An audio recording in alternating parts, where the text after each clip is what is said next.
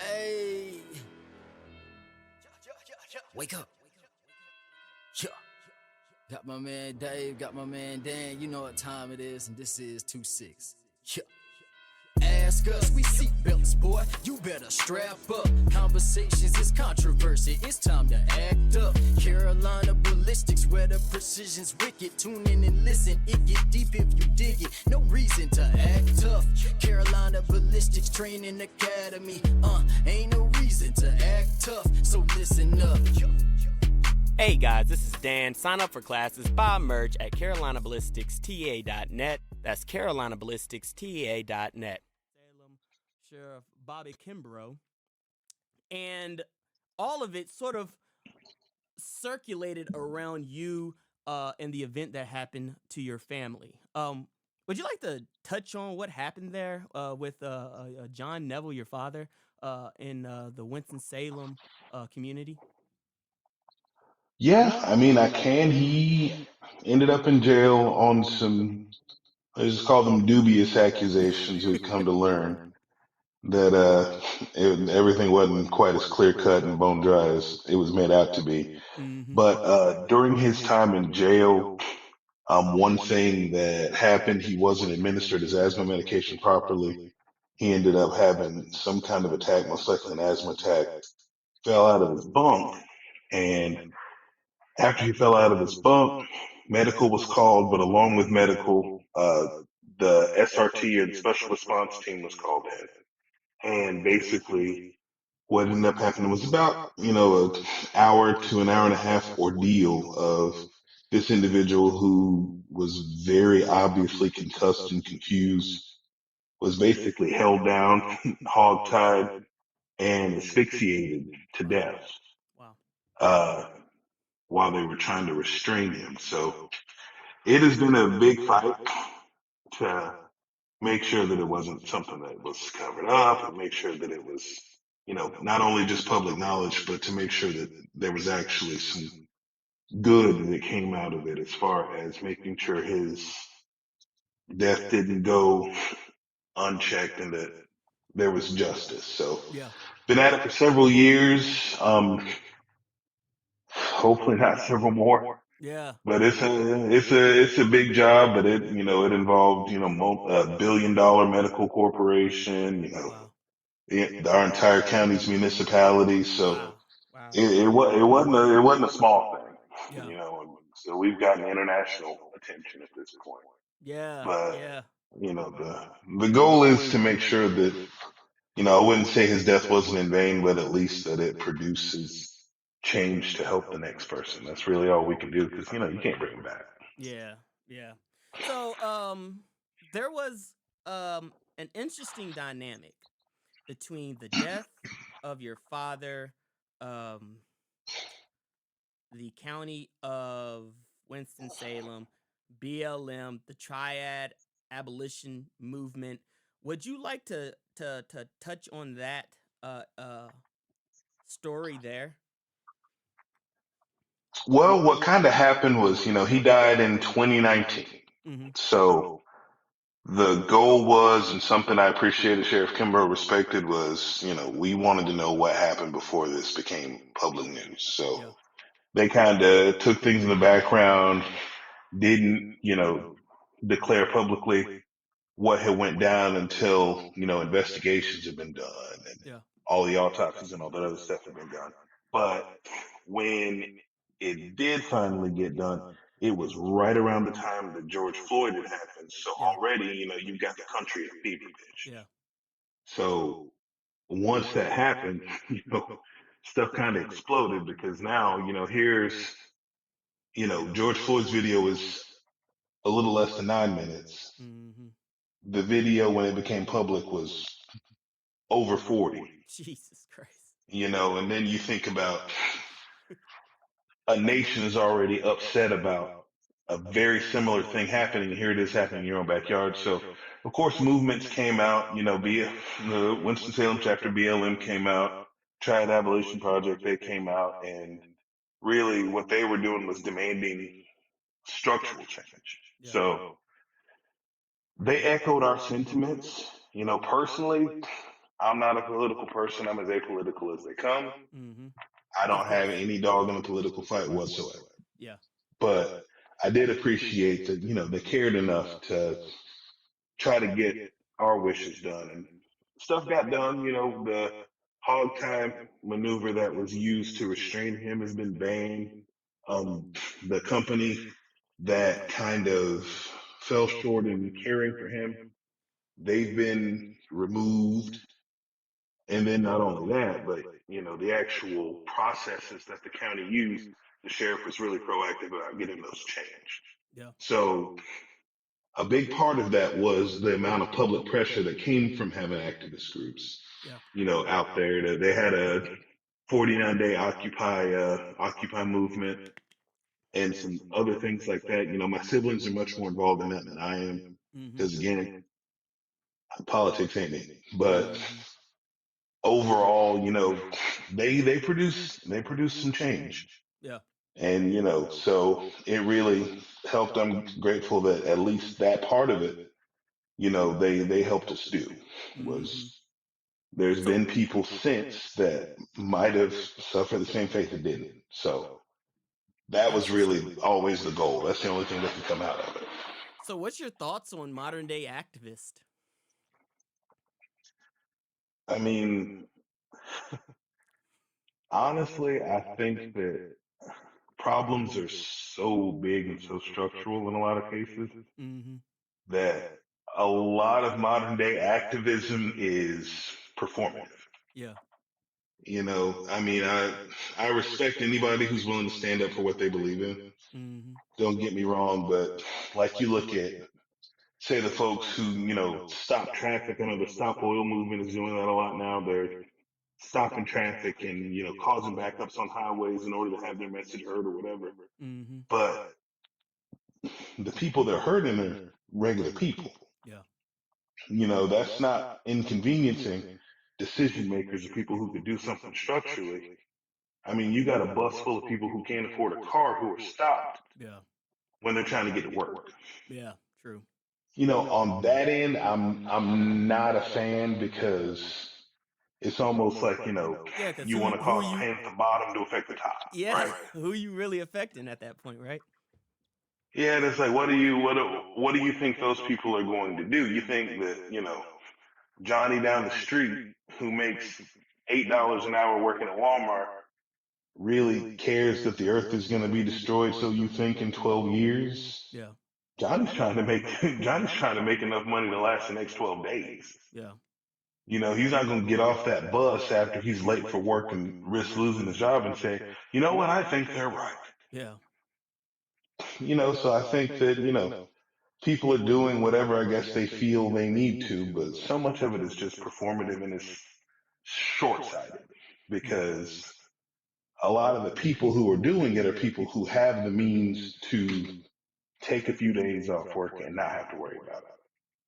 Big facts. But if the people you're affecting are poor, how is that going to work? You Yeah. know, who are you trying to win over? And that's the thing about it was, you look back at activism in the past, you look at something like the summer bus boycotts. It wasn't poor people. They didn't stop the buses from running. They pulled back their patronage so that the people who started sweating weren't the bus drivers making, minimum wage trying to get to and fro. It was the people in positions of power who lost, 70, 80% of their revenue in a day. Yeah. And then you had people who couldn't afford to do it making a sacrifice. You had people who were walking 20 miles to work one way instead of riding the bus. I mean, that to me is much more respectable. They didn't hurt people who were going to keep doing what they were doing, but they targeted the people who could actually make a change. And eventually, we saw what happened. The buses got integrated. They got what they wanted. So you think about it that way with, these folks target the people who can make a change. Yeah. Don't target the little people who don't really have a choice. They're And I just trying to think make it to the next day. a lot of people, when they think about what modern day activism actually is doing, a lot of times especially now, it seems like it's just to start riots, to burn down buildings, to destroy um, their own community.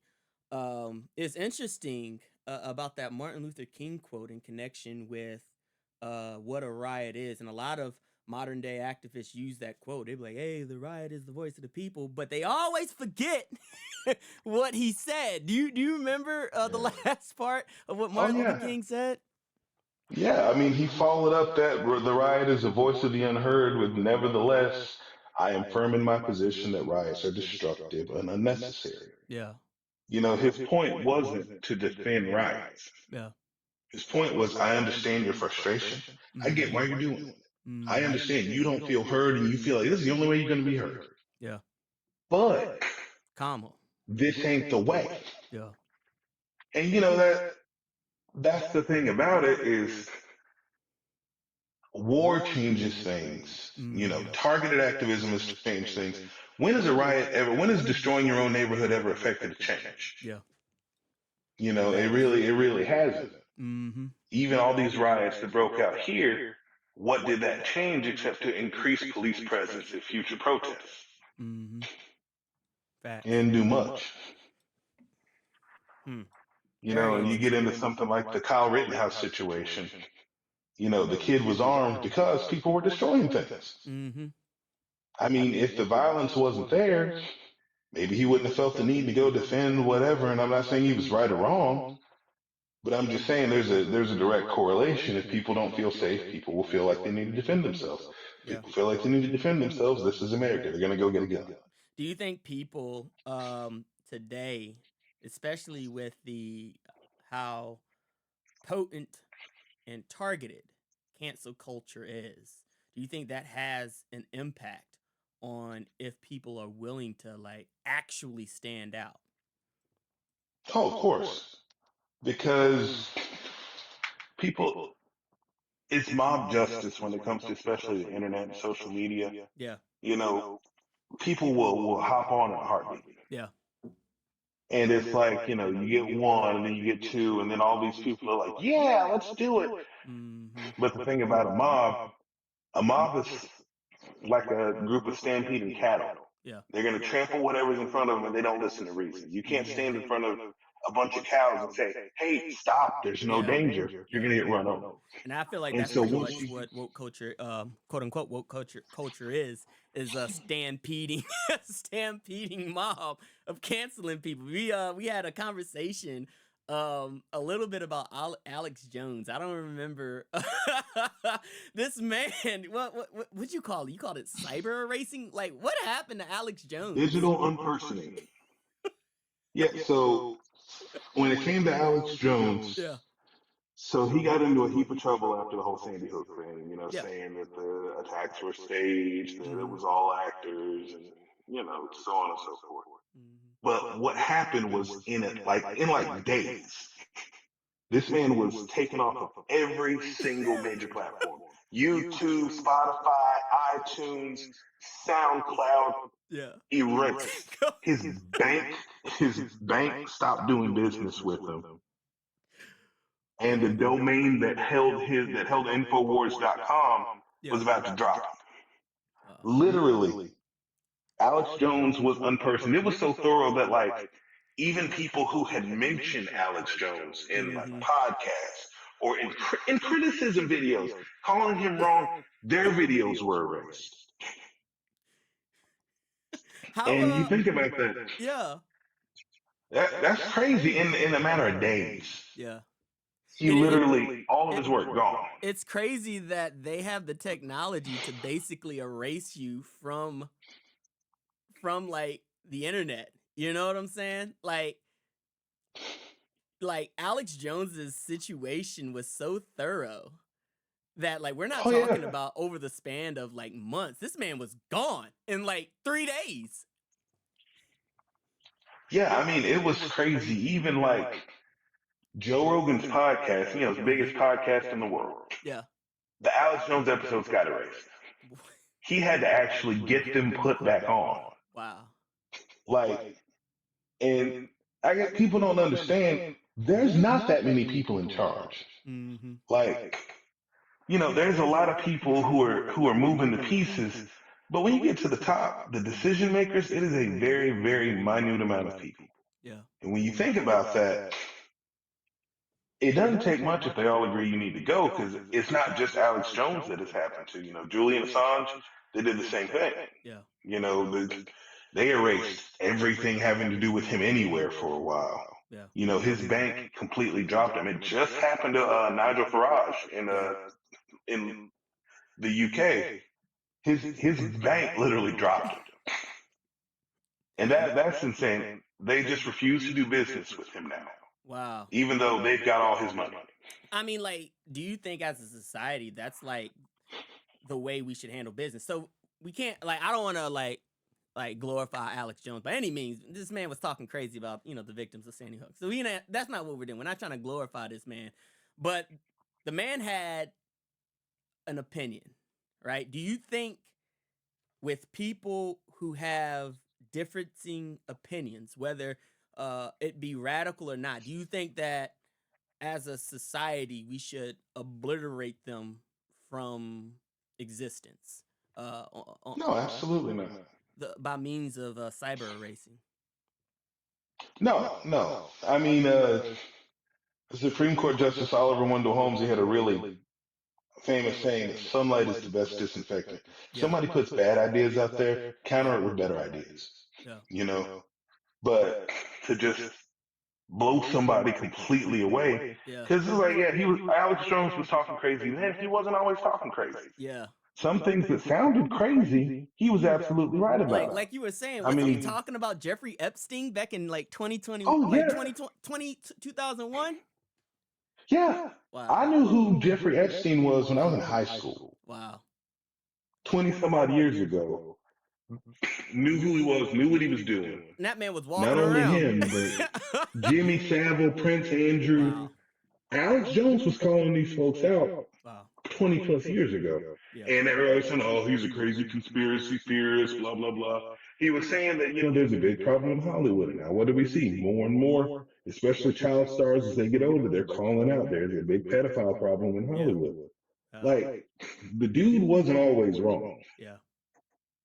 Of course he wasn't always right, but who is? You can even say a stock clock is right twice a day, whatever, but to erase him completely. Yeah. Because the thing about it is, if they can do that to him, this person with millions upon millions of followers, people who they hang on his every word, what are they going to do to a normal person? Oh, they can obliterate. In everyday life. Sure. And the thing is, we don't know how none of that stuff works. Most people, but you give your whole life over to technology that you don't understand. Yeah. And so if they do unperson you, what are you going to do? Yeah, nothing. What are you going to do? There's I'm something just you can't saying, man, they sued the man through the Sandy Hook thing. They sued that man for like $3 billion. And I remember looking at the deposition for that. He was like, why don't you make it 4? It don't matter. I don't got it. I was like, God, dog. I mean, I'm not saying that he was wrong or they were wrong for suing him or whatever, but literally they didn't sue him. Yeah. They sued the character he plays. Yeah. Which he very clearly stated, this is a character that I play. Yeah. Like it's like being a shot jock. Yeah. They sued the character he plays for money he didn't have.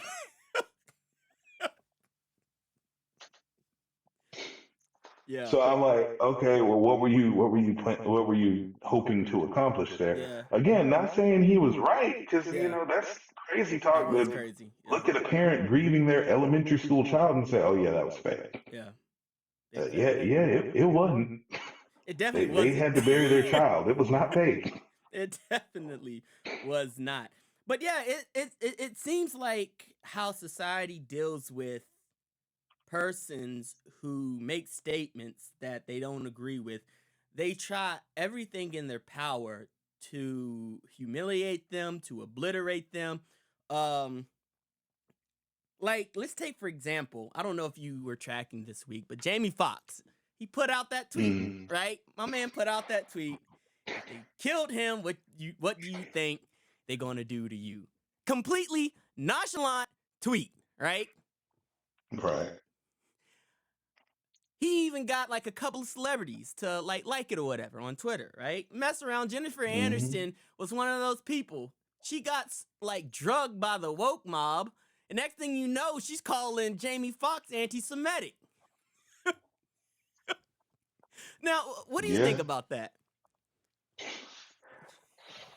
People are presumptuous. I mean, honestly, I think the worst part about social media is everybody thinks their opinion matters. Yeah, yeah, And because of that, then you're in, everything is controlled algorithmically. So yeah, you think about how the algorithm for Facebook, YouTube, Twitter, all this stuff works. yeah, Whatever you like and whatever you talk about, it's going to show you more of that. yeah, You end up in an echo chamber where your yeah, ideas are unchallenged.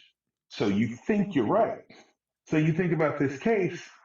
Nobody asked a simple question that any mature adult who is even halfway decent at communicating should. yeah. What do you mean? All I right, so mean, this, because he said it right in the tweet, hey, hashtag fake friends, yeah, hashtag fake allies, or yeah, whatever it was. yeah. But people are like, oh, he's talking about Jewish people because he said they killed Jesus. What, you don't remember Judas? Judas was a fake friend. Yeah, Judas was in Jesus' inner circle yeah. and then betrayed him and delivered him over to be killed. That's what Jamie Foxx was talking about. But my thing is, this is also the point, and I'm gonna make this point. Christianity is recognized by 2/3 of the entire population, including Muslims. Muslims recognize Jesus Christ, right? Yeah. The story of Jesus Christ is like one of the most popular stories on the face of this earth. Pontius Pilate and the Jewish religious leaders, they were actual people. This isn't like, I was listening to The Breakfast Club. I was listening to Charlemagne the God, and I'm not gonna lie, I don't really like that dude that much. But anyways, beyond beyond that point, he was like, he was trying to defend Jamie Foxx, but he was like the conspiracy about Jewish people killing Jesus is a conspiracy to target Judaism. And I'm like, Pontius Pilate tried to hand the Jewish religious leaders Barabbas, who was a murderer, who was a multi-time murderer. And the Jewish religious leaders was like, nah, we want Jesus dead instead. So like, Yeah, pretty much. So like, to say that the Jews had nothing to do, not the Jews, let me rephrase that. The Jewish religious leaders had nothing to do with the death of Jesus? Nothing? Is that fair? I don't think that's fair. I don't think that's accurate. And I think the place they're coming from though is that, for lack of a better term, the Jewish retort is, oh, that wasn't the Messiah. Mm-hmm. So to be called murderers or whatever, I don't know how you can honestly make the leap to anti-Semitism because, like you said, most of the world believes that Jesus Christ died at It's the not a hands it's not a of the Jewish conspiracy. people. It's not a conspiracy. I mean, It's it's literally but the again, doctrine of a third of the entire human population here on Earth. Go ahead. and I guess the anti-Semitic part was saying, what do they do to you? Like saying, oh, the Jews are control the world, or whatever. Yeah. But again, my thing was is like, even if he was talking about Jewish people, so Yeah. I mean, and then it's funny because if that was his point, what was the first thing everybody did? They attacked him and tried to destroy them. Now, mind you, this is a month after everybody was showing all this love to Jamie Foxx and wishing him well Yeah. after he had a stroke Yeah. Came back and from the almost dead. died. Yeah. Came back from dead. Yeah. And it's like they turned on him like that Yeah. over a handful of words that nobody bothered to clarify. Yeah. And that's just the problem with this whole mob thing is they don't hear reason. Yeah. And then reason voices usually are extinguished if somebody says, hey, maybe we should just talk to this person, people get upset. Yeah, for sure. Why in the world would you get upset at doing what any mature person should do first? Is try to talk it out. And if the person leaves no doubt that they intend you harm and that what they said was malicious, okay, Yeah. you've given them a chance. They took that chance and spat in your face. Do you think there's a Okay. connection between Jamie Foxx's issue with the Jewish community and Mel Gibson's connection with the Jewish community? I think that we have to understand some objective truths. Mm-hmm. That Jewish people are, give or take, what, 2.5% of the population? Yeah.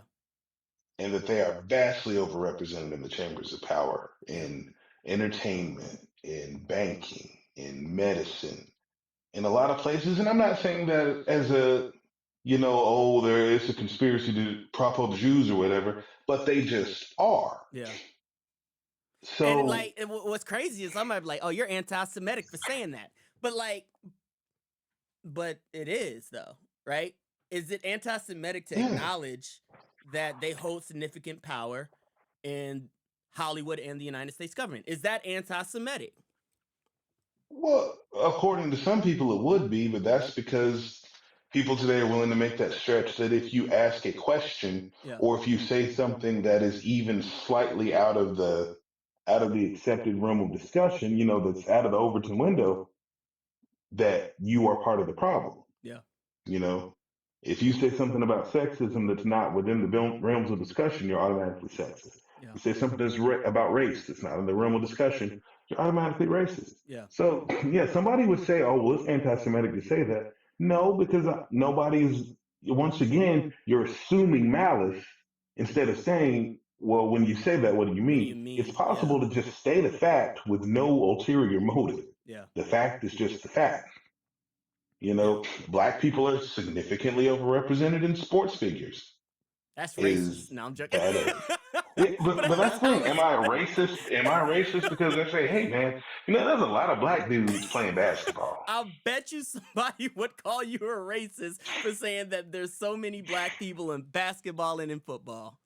Somebody would. Or But if you you were a look white at person, they'd black probably men are call you racist. 5% of the population, and they're 60-some% of people playing, Yeah.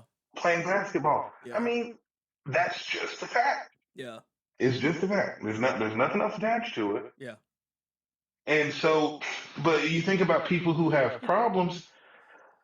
Anytime that people have problems anywhere, they're going to find some way to blame a collective. Yeah. If it's a big systemic problem with people in power, Yeah. it's the reason why the left and the right are always at each other's throats. Because if a Democrat president does something, then it's all Democrats' fault. If a Republican president does something, it's all All Republicans' Republicans' fault. fault. People are going to find a way to blame the collective. Yeah. And so, if you're in entertainment, Jewish people are highly overrepresented in entertainment, and you see systemic problems in the halls of power, you're going to find a way to blame the collective. Yeah. I'm not saying right or wrong. I mean, Mel Gibson saying he was also very drunk, and But what was that Mel Gibson quote? Do you remember what that Mel Gibson quote was that like got him canceled? barely, but it was something about like that it doesn't matter where you go, you're always going to run into a Jew in this city or something like that. That kind Don't of quote does me on sound that. kind of wild, though. I mean, like, I think especially if you don't deliver it in a tactful way, it probably could sound kind of wild. Well, he was drunk. I mean, he's not going to say anything tactful, and it was in the middle of a crazy rant in the first place. Yeah. He was ranting to the cops. Wow. I mean, Yo, so Mel Gibson and John Caviezel, is that how you say his name? Caviezel? Jim Caviezel. Jim Caviezel, yeah. They just came out with this new movie talking about, I guess it's like what's huge now is child pedophilia, child trafficking. And it's getting a lot of pushback from Hollywood. What do you think about that? Honestly, I think it's a big demonstration of the problem. Yeah. the truth is, because I've listened to a lot of interviews about this movie. I've read articles and Mm-hmm. stuff like that. I saw the movie. I mean, I understand it's based on a true story. Of course, it's dramatized to a point because they're all Mm-hmm. going to be. But I don't understand the level of animus toward it because it's a good movie about a person doing something good. Yeah. But I think people are upset because, a lot of the Hollywood insiders are upset because it talks about elites being, the a big driving force of pedophilia. I But I don't I'm know how like, that's it's like offensive though. It's not because, offensive if it ain't true. and that's the thing. To me, it's like, okay, there's truth to it. Yeah. They wouldn't be trying this hard to destroy this thing if there wasn't. Yeah. And they're like, oh, it's a QAnon conspiracy. And it's like, this all happened before there was a QAnon. Yeah. Before any of that stuff, even came out saying, hey, there's an epidemic of child endangerment and trafficking in the world. That's not a conspiracy theory. That's a pretty well established Fact. fact. Yeah. I mean, the child trafficking business last year made more money than the airline business. Yeah. I mean, it's over $100 billion a year business. Yeah. I mean, it's huge. And if you think no rich people are a part of that, and then my thing is too, is like you get all this pushback because I guess, people don't want questions being asked. But look at everybody who gets busted. Yeah. Anybody who gets busted and it becomes national news, none of them are like Joe Schmo from down the street. You've got members of the royal family. You've got several multi-billionaires. Yeah. You've got a person, like Ghislaine Maxwell, who's from a dynasty of rich people. Yeah. All the people who get busted are crazy rich. Yeah. What does that tell you? Of course they're a part of it. I mean, you think about any epidemic, the disease is going to spread no matter your status, but that means the rich people are going to get the disease too. Yeah. And then, you just think about the access that money gives you. I mean, Jeffrey Epstein owned an island specifically Yeah. to house children Yeah. for his own purposes. That's the level of access that he had.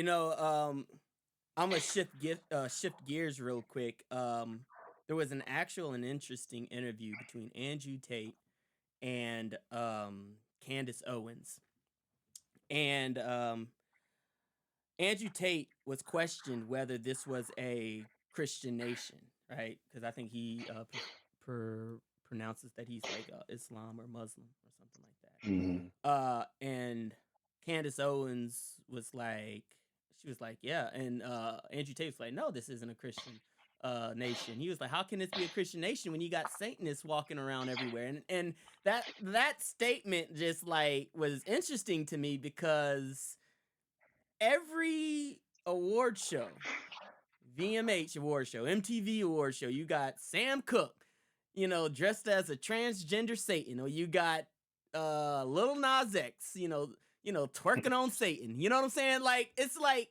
overt Satanism.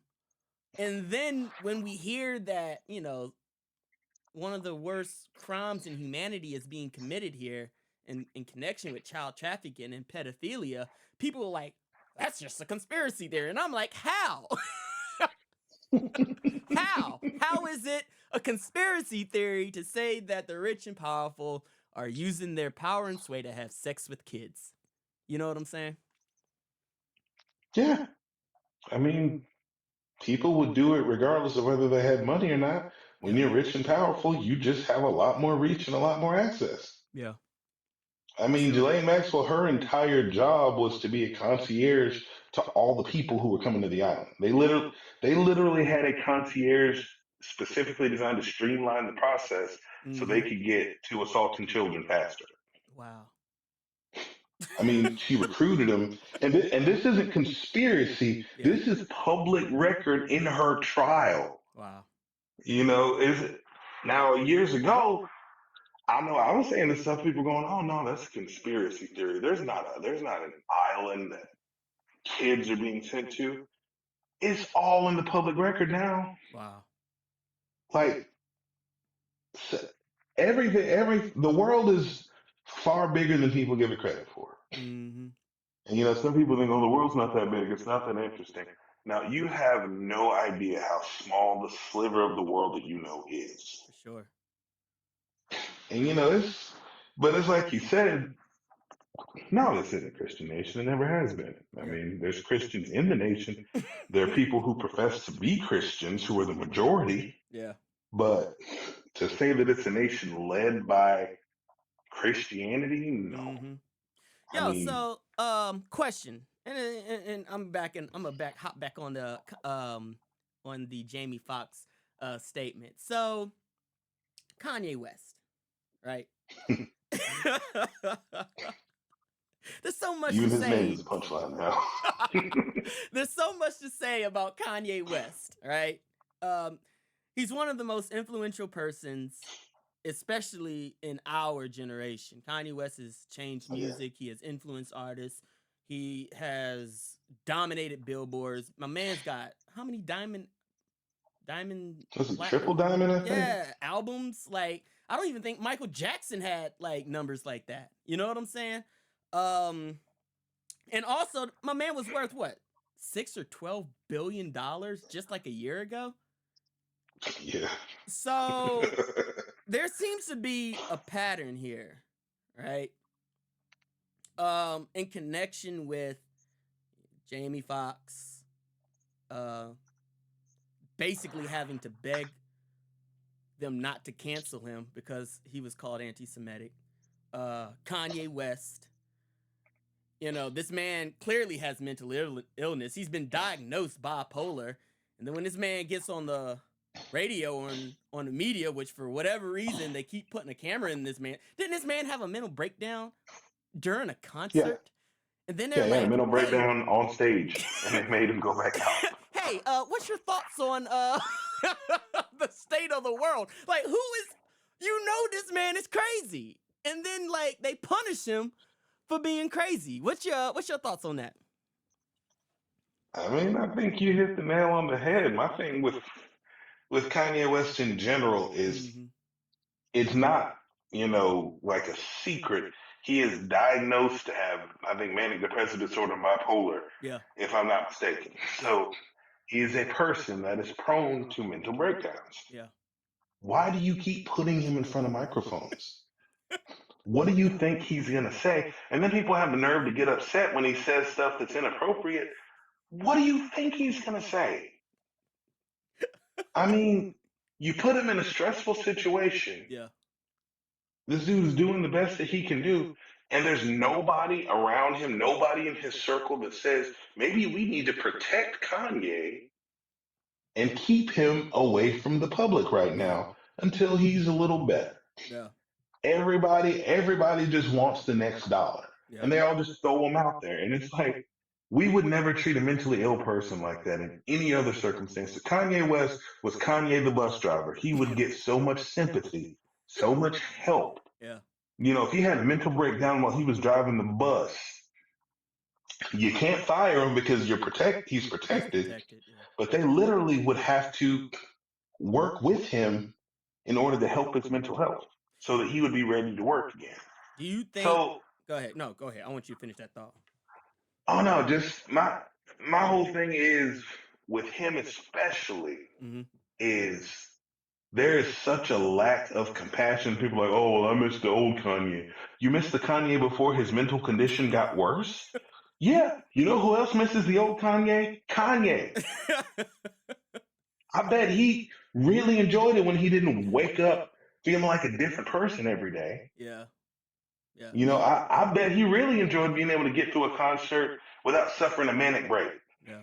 That I mean, I would miss not having that stuff if I had to deal with it. Yeah. So it's like, where's people's compassion if you're gonna have an opinion? Yeah. Because he is obviously mentally ill.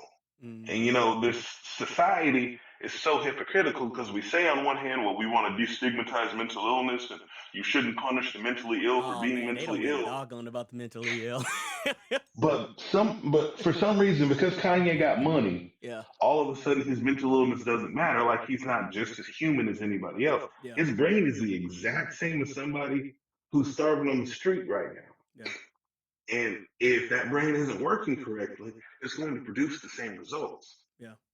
So all I'm saying is when I see him and I hear him, I just kind of shake my head because I'm like, man, who keeps letting this man on stage? who keeps Leave him alone. who keeps giving this man an interview? You know, Yeah, who and keeps giving this dude a microphone? what drives me really crazy about that is then when this crazy person says something crazy, then they want to label him a racist or an anti-Semite or whatever. You know what I'm saying? And I'm like, that's not really fair. You know what I'm saying? We would never do that to anybody who's suffering any kind of mental illness. Like if there's a crazy person off the side of the street, which here in California we have homeless crazy people everywhere. If they decided just to say some some wild crazy stuff, nobody's gonna be like, hey, you're an anti-Semite, you need to get yourself right before we cancel you. You can't cancel a homeless person, but like you know what I'm saying? But yet when it comes to, you know, Kanye West, they constantly want to cancel him, they constantly want to put labels on him. You know what I'm saying? I think it's incredibly hypocritical. Go ahead. I mean, it is, and I mean it's hypocritical for a lot of reasons because like there's this disturbing trend that's been happening the last few years Yeah. where all of a sudden black people have become the face of racism, and I'm like, when did this happen? Yeah. You know, because a few years ago, everybody on that end of the aisle was squawking, "Black people can't be racist." But Mm-hmm. the whole Stop Asian Hate movement happened, and all of these videos that were being put up and all the stuff that's being talked about was about black people and how black Black people are people committing beating all up these hate Asian crimes people, against and Asians then and black people hate blah blah Asian people. blah. Yeah. And then and then you got Kanye and Jamie Foxx, and now they're the face of anti-Semitism. Yeah. And I'm like, okay, when did we turn this corner where black people aren't black people anymore? Mm-hmm. That we're the only ones descended from people who came to this country in chains. Mm-hmm. Literally, our entire identity is based around that. People forget that. The vast majority of us have no idea where we came from. Because I had a lady, I remember talking to a lady and she was like, yeah, see, you don't understand how hard it is for immigrants. I'm like, yeah, I mean, I'm sure that it's tough, but it's not the same. No, it's worse because we don't know where we belong. I'm like, yeah, you do. You know where your family came from. If you're, from Venezuela and you're a second generation Venezuelan, your grandparents are from the country that your blood is from. Yeah. My grandparents were here. My great grandparents were here. My great great grandparents were here. My family's been here for centuries. And unless, I do the 23andMe thing and hope for the best, I don't know where I came Nah, from. that whole thing, they had an ancestry.com whole there was a scam with ancestry.com, like how they were able to know the exact location in the world you're from by means of ancestry.com, and like apparently that whole thing was a scam. Oh yeah. And I mean like for a lot of us, if good records weren't kept, there's no way to track us anyway. Yeah. So for many of us, we are lost. Our heritage is lost forever. Yeah. And I mean, you take a people who basically had their identity beaten out of them for centuries. And now you're actually telling me that I'm punching down when I'm talking about people that have power over me? Stop punching That's down. what I don't understand is you're talking about people who are more privileged than you are. How am I punching down by saying something? Yeah. That don't make no sense. I mean, like I was telling you, in my neighborhood, grew up in a black neighborhood, and Asians moved in and opened businesses and whatever. And you know what? Pursue the American dream, do what you're gonna do. Mm-hmm. But what got me was a lot of these folks couldn't speak English or barely could speak English. fresh off the boat. They looked at us, saw a black face, and they instantly knew they were better than we were. And this ain't, 50, 60, 70 years ago. This was the 90s. It wasn't that long ago. But, you go into the convenience store and they follow you around because you're going to steal something. Mm-hmm. You go into the beauty shop and they tell you that they would kick people out if they didn't like the way they said something. Mm-hmm. And it's like, okay, that's who we are. Yeah. That a person who doesn't understand American culture, doesn't speak the language, still knows they're better off than we are. I mean, That's interesting, especially when we look at in connection with like eugenics and the abortion movement, um, and where abortion uh, originated. Um, Eugenics founded by I'm gonna let you explain that. Tell us a little bit about eugenics and abortion. I feel like you're doing such a better job than me. that's just a big ball to pass. But Hey, I mean, here. I could go on for hours about the history of eugenics. It's an elitist scientific principle. Basically, eugenics it means well born. Mhm. So the point was to weed out unsavory characteristics in people, create a perfect, more superior race. And is this a In this conspiracy country, theory? Is this a conspiracy do theory? what? Is the eugenics a No, conspiracy? Okay, for no. all of our Okay, this is left-leaning how this is people who how are little of a listening, conspiracy theory it eugenics is. is Here's the not a fun part. conspiracy theory. Go ahead. No, you go back to the early 1900s. So in this country, there was a designation called feeble-minded. Mm-hmm. Now, a person who was feeble-minded was seen as a person who shouldn't reproduce because their gene plasm, so they called it, was inferior. Mm-hmm. So basically, if you're a criminal, you're considered feeble-minded Mm-hmm. because all you're going to create are more criminals. Yeah. In this country, there were camps set up in the early 1900s for the feeble-minded, where people would send their kids Wow. who were diagnosed as feeble-minded, and they would live their entire lives in this colony, isolated and unable to have a productive part in society. Yeah. In fact, in Virginia, and again, people can look it up. Don't think it's just a conspiracy. Yeah. The Virginia Supreme Court sent more people to these camps than anywhere in the state. The Chief Justice of that Supreme Court in the early 1900s was William Howard Taft, who was president. Wow. He kind of did the split up terms like Trump's trying to do, but Yeah. afterward, he was a lawyer, so he was the Chief Justice of the Virginia Supreme Court. Mm-hmm.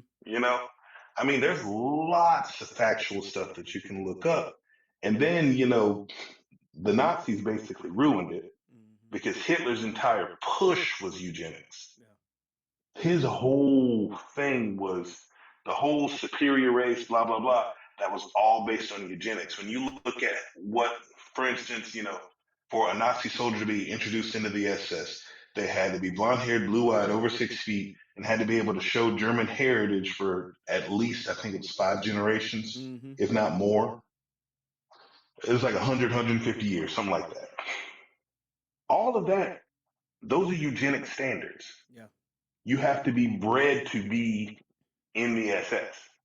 So how did it connect with So Margaret Sanger? Hitler actually called Margaret Sanger his greatest inspiration. Oh, wow. That she was one of the greatest eugenicists in the world. And again, people, even Planned Parenthood today denies it, but there's documents and recordings of Margaret Sanger, speaking at KKK meetings, Wow. her own personal writings, her writings in papers, basically stating her goal was to create a program that would stop inferior people from procreating, mainly black people. And so Planned Parenthood's original mission, I forget what it was called back then, but it was to target minorities target Asians, target blacks, target Latinos, and to, under the guise of healthcare, convince them to abort their children. Yeah. So that was her stated goal. That's what the whole thing got planned for. Everybody who was a part of, Planned Parenthood's original planning committee, they were all on the same page. Wow. This is what we're doing. Of course, they put it in some white neighborhoods too, because poor whites were amongst those who were considered inferior. So white people weren't safe.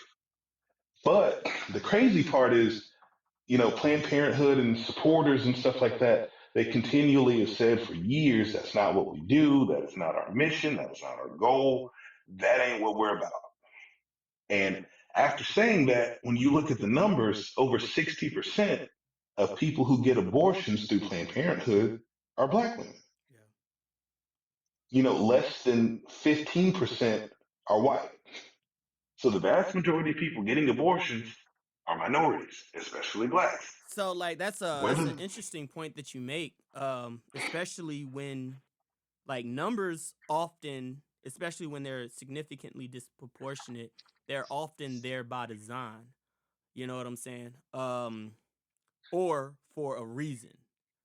Um, an, we're talking about in connection with where the majority of Planned Parenthood facilities are located, are often in poor minority neighborhoods, but definitely in poor neighborhoods in general. You know what I'm saying? Oh yeah. That's not a coincidence. You know what I'm saying? Well, the interesting thing is it's a multi-level targeting, Yeah. because Planned Parenthood offers a whole lot more than just abortions. Yeah. But so when you've got poor people who can't afford insurance, who are in need of regular maintenance, regular checkups, so on and so forth, they can't afford to go to the doctor. Planned Parenthood offers a lot of those things at discounted rates or for free. So you put one in a minority neighborhood, because the chances are, especially if it's that it's a poor neighborhood, women are going to flock just to get regular health care. Mm-hmm. Then it comes around. A lot of births in the black community are because women either a lot of them have the pseudo Christianity thing where they'll do a whole lot of stuff, they ain't gonna kill a kid. But a lot of other ones don't have the resources to abort anyway. So Yeah. Planned Parenthood goes in and says, well, now you do. Mm.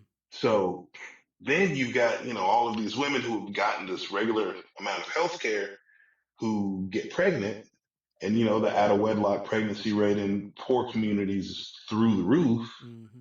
So you've got people who are having kids they can't afford, and they actually have, a relationship with the staff, because this staff has cared for their health in other ways for all this time.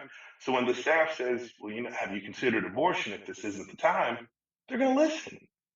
Sure. Because usually people who are poor are also uneducated or undereducated.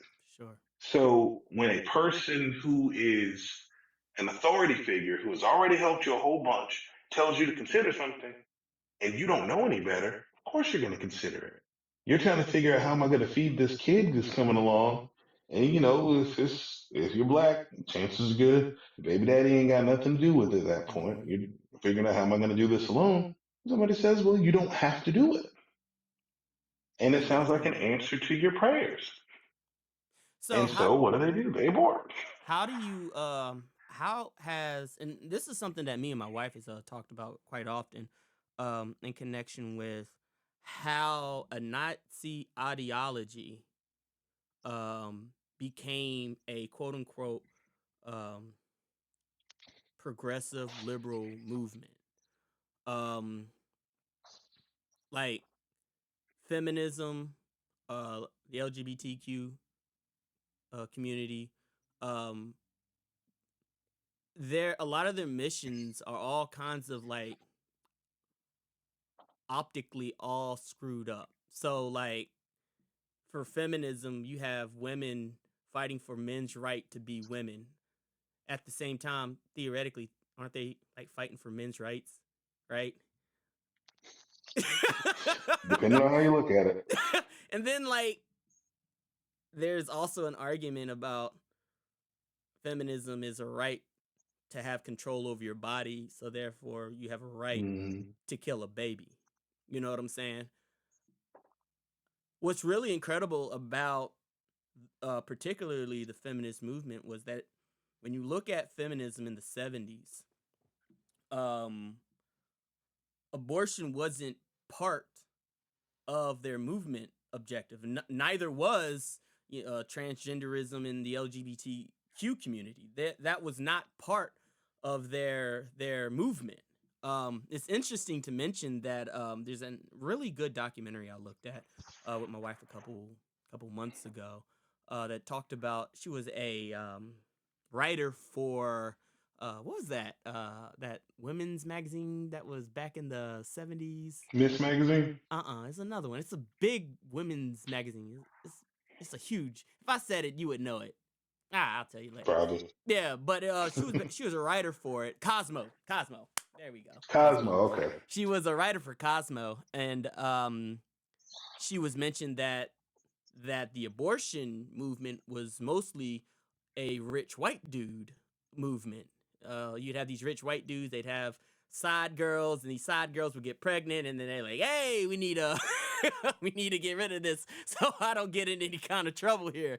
You know what I'm saying? And what they ended up doing was they basically convinced the feminist movement or the women's movement at the time to accept abortion as their own right.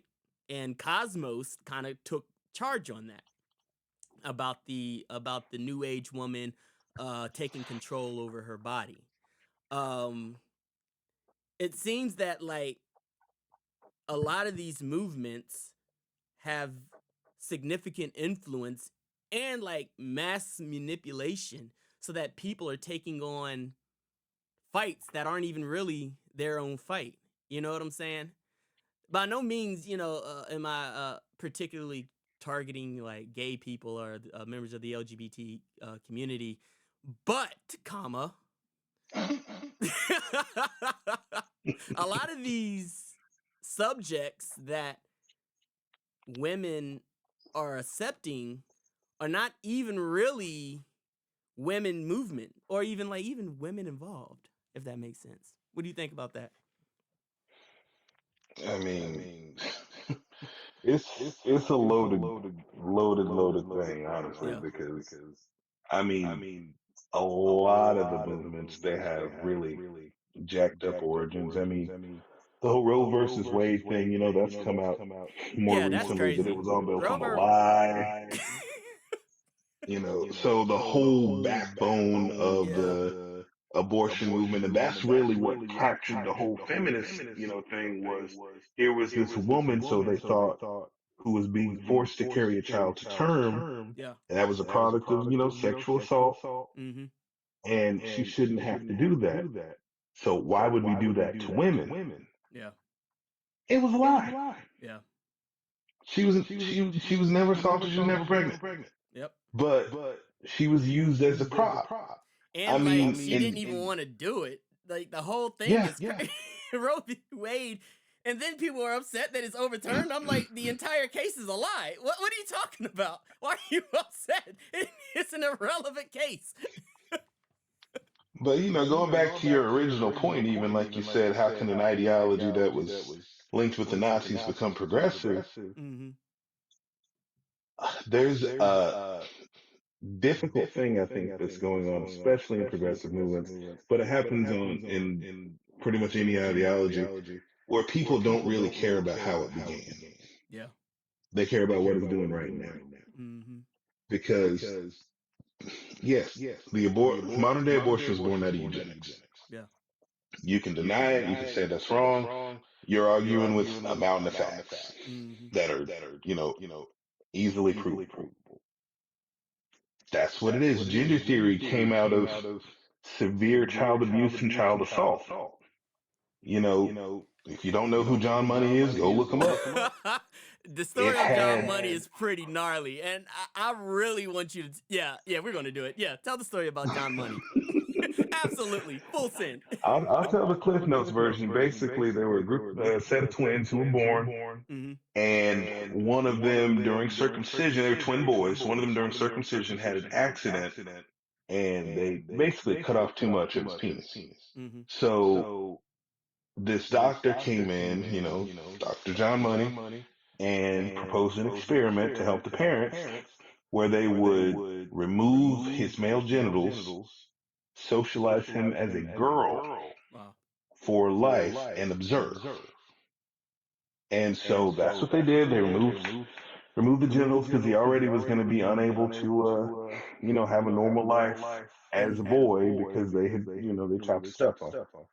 But the point being Not that since it math. was two twins in the same environment, that it was a good control for the experiment. Hmm. Well, long story short, these kids just got abused. I mean, this doctor would put them in all these weird sexual situations, would try to force these ideas into, at that time, this young woman's head.